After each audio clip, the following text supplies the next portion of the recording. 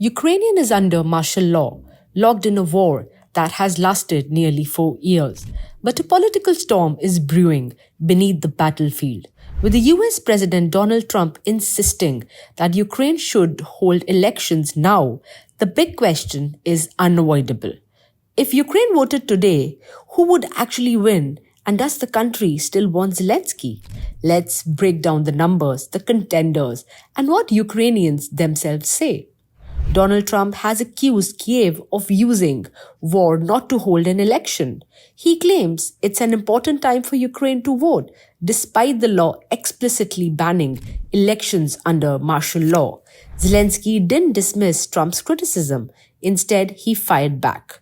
I have the will and readiness. If the US and Europe guarantee security, we can hold elections in 60 to 90 days. But under current Ukrainian law, an election is not possible until martial law is lifted, which can only happen once the invasion ends or stabilizes. So now lawmakers are scrambling to explore legal changes that could open the door to wartime voting for the first time in modern Ukrainian history. Let's rewind to understand Zelensky's political arc. In 2019, he crushed the election with 73% of the vote.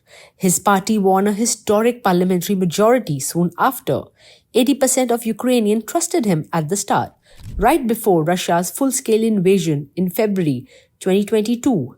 Support dipped to 37%. But after the invasion, his approval skyrocketed to a record 90%, making him the symbol of Ukraine's resistance. Almost 4 years later, his support remains significant. A recent poll shows that 60% of Ukrainians still back Zelensky during wartime. That is a major drop from 2022, but still remarkably strong for a leader in the middle of a prolonged and exhausting war. Here is a sharper picture of an actual election. If voting happened today, the approval rating and support projections for Zelensky are at 20.3%.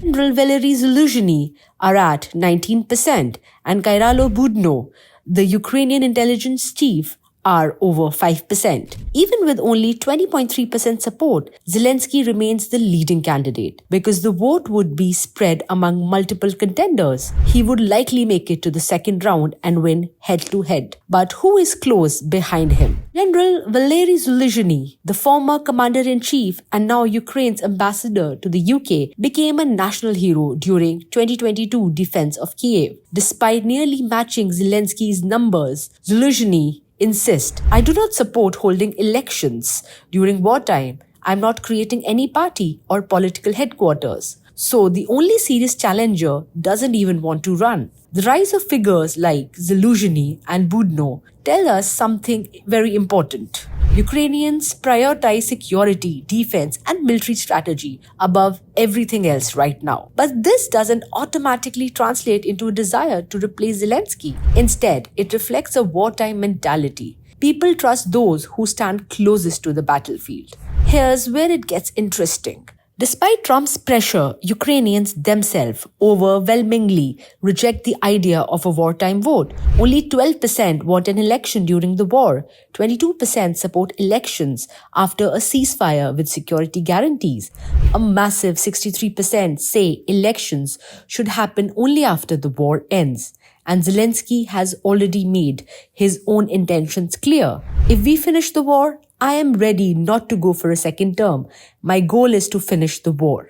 This means Ukraine's most popular wartime leader might step aside voluntarily once peace comes. So who would win if Ukraine voted today? Based on every available poll, the answer is still Volodymyr Zelensky. Even with the declining numbers, he remains the top candidate. His closest challenger, General Zelensky, refuses to run, and most Ukrainians don't want elections until the war ends. So while Trump pushes for a vote and Zelensky signals readiness, the reality on the ground is simple. Ukrainians still want Zelensky. They want stability over politics, and wartime elections remain largely unpopular. The real question isn't who would win today, but whether Ukrainians will even accept an election while missiles are still falling. Thank you for watching. If you want deep geopolitical breakdowns like this, make sure to like, subscribe, and follow Geopolitical Navigator.